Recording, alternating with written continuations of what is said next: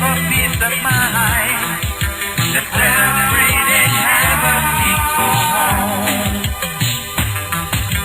Sweet Liberia,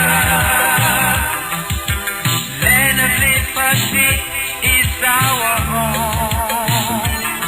Let us keep it standing. Good afternoon, listeners and viewers out there. My name is Benedict Sarti, and today I am going to be talking about a topic about the invisible chain that have had or that hold Liberia back for over 150 plus years. It all begins right here. It begins when the decision was made that Africans that were brought to America should be repatriated back to Africa. The Lincoln decision that Africans should be repatriated back to Africa. As we all do know, it's a long history, but I don't want to go in depth total.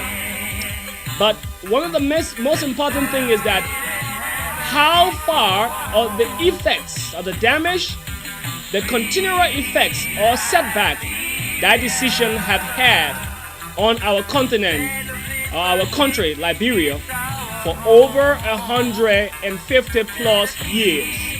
That decision have had our country back. I refer to it as the invisible chain. A chain I had our society back for many years. It's not physical, it is mental. I would like to use an illustration, a symbolic expression. I would like to use a symbolic expression of the man's best friend, the dog. When you take an animal like a dog and you put it on a leash for the first time, the dog struggle, which is man nature, to be free. No man want to be enslaved or controlled. So it struggle for survival, it struggle for the freedom. And if it found out that it cannot handle the situation, that there's no way for it to be able to be free from that situation, it just stay and accept whatever happened. You're like, okay, you know what? This is exactly what it is. I have no control over this, and I just have to consent to this condition. And I tell you, that's why it is often easier for people who have been suppressed to become oppressors, or people who have been oppressed to become oppressors.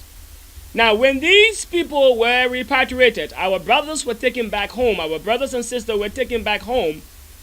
The ones that went to Liberia, most of them are those who were on top of them, those who were considered educated, those were people who were living with the masters in the house. I will refer to them as commonly referred to them in historically as the house Negro. Those who were Negroes that lived with the masters, and some of them even share genetic relations with the master. People like this, Liberia first president Joseph Jenkins Roberts. These guys, most of Liberian presidents in the past, first leaders, those who became leaders, were sons and daughters and people who grew up with the master. They were not field Negroes. They were not people who struggled still and was given the opportunity to go home and establish their own life. No. So these people, they had an invisible chain on their hands because some of them were children that were born under the roof of the masters. And all they knew was to be servants to the master.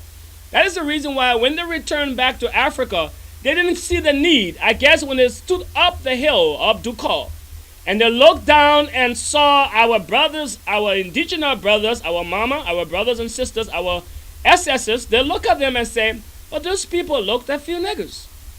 They don't even have clothes on. So they said, well, this is our opportunity to become masters. So what they begin to do, they begin to enslave our people segregatively. They begin to make our people to become servants to them. They'll build homes with all latrines. They'll take a little girl or a little boy from their parents. Oh, we're going to bring them into their home. And they will use the bathroom in the house, or in the cup, in the chimatuk, and spill it on on the 7. The 7 doesn't sleep. That child will not go to sleep. That child remains up until the boss or the master, which our own brothers and sisters that returned home that became masters over the indigenous, over the natives. And these are practices that are still continuing up today. Now, I go back to man's best friend. When you take a native boy who went to a Pura Bush, that child is taught to be a man. He's taught to hunt, to struggle, to survive, to take care of his family. So he first and foremost retaliates like the man's best friend. He fights. He fights, so they use a lot of pressure. They don't give them food. They never used to give them food. They make sure they will team them like the master used to team them. They team our brothers and sisters. They didn't accept them to be part of them. They didn't say, oh, this is our family. We are back home. No, they did not accept that they were home. They felt that they were sent over there to become masters over their own brothers and sisters, their own African brothers and sisters. Now, I go back. They suppressed these brothers. Now, our brothers and sisters who live under the house of what is considered American Liberians, or in quote unquote the Congos, they became like the man's best friend. They too consented or consent to the condition. They have children. They teach their children that this is where my boss want me to be. This is where the house leader want me to be. So this have continuance. It's a continual process. That is the reason why in Liberia, no matter how a native man become educated, he doesn't feel comfortable enough until he add a few letters to his originality. He says, I'm a Bassa Congo man. I am a Kitma Congo, a Va Congo man. Or I'm a Crew Congo man. He doesn't see the reason to maintain his originality because he had been told that he has no dignity if he's an indigenous. Now, I tell you, there were brothers who felt that this is not right and we need to accept our people. I refer to this man, E.J. Rock, first Negro brother, perhaps maybe his father or his, so maybe he experienced fewer. He decided that we are home. We should incorporate our people. What happened? They got rid of him. There were also another African, another son of a settler, son of a Congo, son of an American Liberian who also felt that it is important that we join our people and we make them part of us.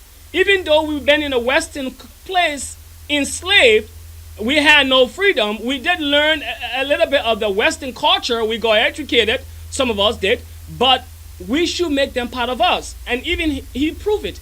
Even when he came to the U.S. to address the U.S. Congress, he actually spoke about enslaving Africans. He was not even just talking about Liberia. He was talking about his African brothers in Southern Africa. You wait a minute. Africa and third world nations today presents a challenge to the conscience and choices of America in her third century.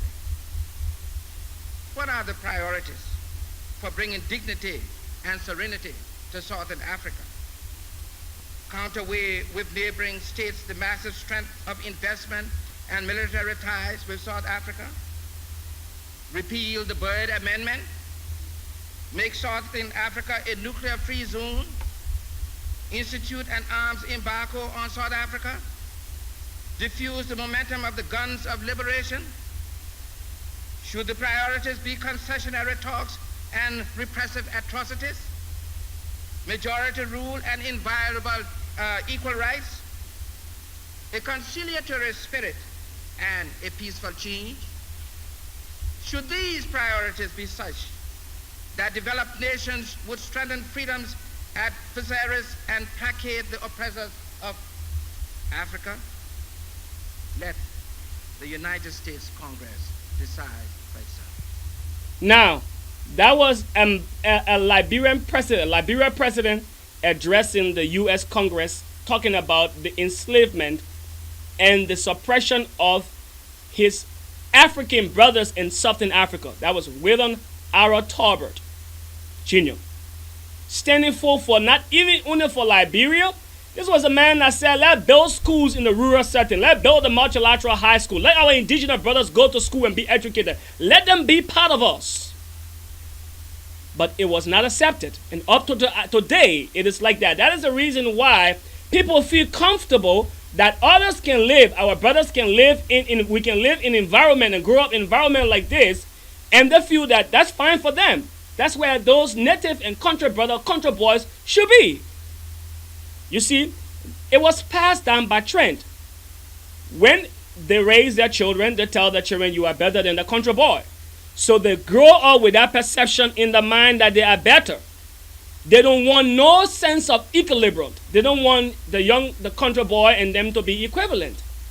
So there was one Liberian who also I will refer to. I always say, this is the continual process of what I consider the invisible chain.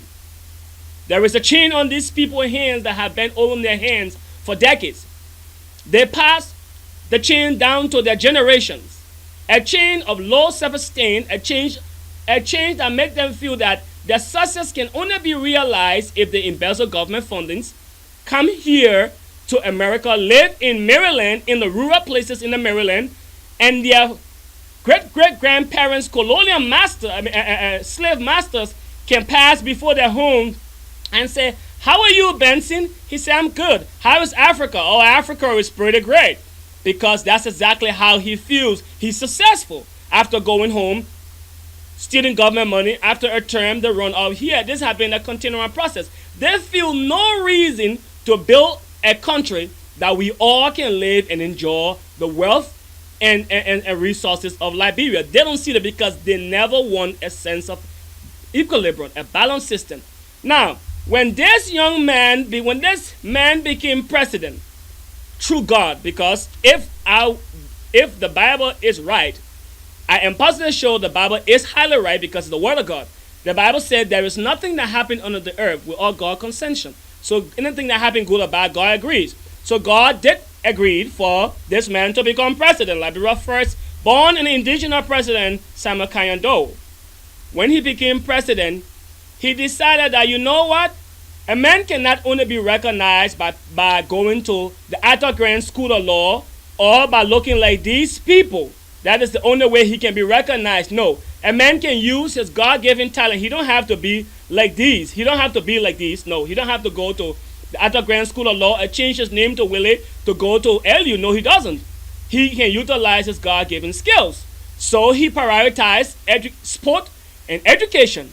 Now, having prioritized sport, entertainment, and education, people with talents, so they're utilizing their talent. People like this. I refer to one of our brothers who today the world knows through the decision made to let the world know that Liberia have people who are talented in different areas.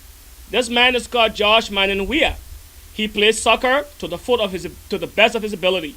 He's respected by the world. He served as a Gouwe ambassador. He's currently a senator in Liberia. Now, I tell you something. The reason why this government will never prioritize sport and recreational activities because they no longer want for an indigenous son of the sword coming from a place like this. I will go right back to a neighborhood that I think that would maybe more better than where he grew up. Coming from a neighborhood like this. A neighborhood like that to be recognized by the world by utilizing his God-given talent. So they'll tell you native brother, say, hey, that man is not educated. He can be a good president. Because they're afraid for us to have another president who is an indigenous, a born son of the soil who loves his country to his heart. Because that is where his navel string, his great-great-grandparent navel string was buried. So it is embedded in him. He feels no obligation to live in the Western world or to spend his resources in the Western world. No, he feels obligated to serve his country. So they tell you as a native brother, that man is not educated because you know what? He have never ever been called or have never ever inherited the name or that word, Congo, beyond his originality. He's money, he's a crew boy, a son of the soil growing up in the native land. So they tell you this man is not educated, he can make a good leader. Because you know what? They want their own people. They want to maintain this. People like this. They want to maintain these people all the time. Because all they're going to do is the continual process, steal our money, and they come over here and live a better life while our people live in utter poverty. I will also give you another documentary of a brother, a man who fought not only just for us here, but for us everywhere. You listen to him. Believe in yourself and believe that you're somebody. As I said to the group last night, nobody else can do this for us. No document can do this for us. No Lincolnian Emancipation Proclamation can do this for us. No Kennisonian or Johnsonian Civil Rights Bill can do this for us. If the Negro is to be free, he must move down into the inner resources of his own soul and sign with the pen and ink of self-assertive manhood his own Emancipation Proclamation. So I come back to you. That is exactly what our people fail to do. They fail to sound in their heart that this is where we're from. We were brought back home. Our forefathers were brought back home, and this is our home. And this is what we should make it like the way Ghanaians are making the country, the way Nigerians are making the country, the way all these people are making the country. We should make it the same. We should make it the same old way so that it can be a place that we can inherit. Our great-great-grandchildren can live in a very sustainable and a place where they can feel at home. But no, they wanted to remain a slum so that they can always come back and live in the best places. Now, I tell you, you know most reason why Liberia is very difficult for Liberia to get developed is because most of the land in Liberia, most of the land in Liberia are owned by people who sitting right here in America. They sit right here in America. They're sitting right here in America with deals in their hands that they didn't buy land. They took stones and throw stones, and then they gave them deeds. So they own almost half of the country. So you and I, as indigenous brothers and sisters, we will have to live in a place like this. We can own a place, so we live in the slum because we got to live together like West Point. We got to stay together like Newcastle because we can't afford to buy land because XYZ or really own all the land. Now I go back to the beginning. When these brothers went back home, when they went back to our country, they went back to Liberia and met our indigenous brothers and sisters, I come back to tell you, they named places after their masters. This street will be named after my master. My master was Benson. I'm going to name the street after my master. It's Benson Street. My master was Carey, so I'm going to name the street after my master, Carey Street. So they named almost every part of Liberia after their master and after places they live in America. No, they didn't use our indigenous name. No, they didn't call it a place that represent us. No, they did not. They called it a place that represent people who they serve. And this process have continued up to today, and that is the reason why Liberia is what she is. And will never get better until the mind of our people can get right. Thank you.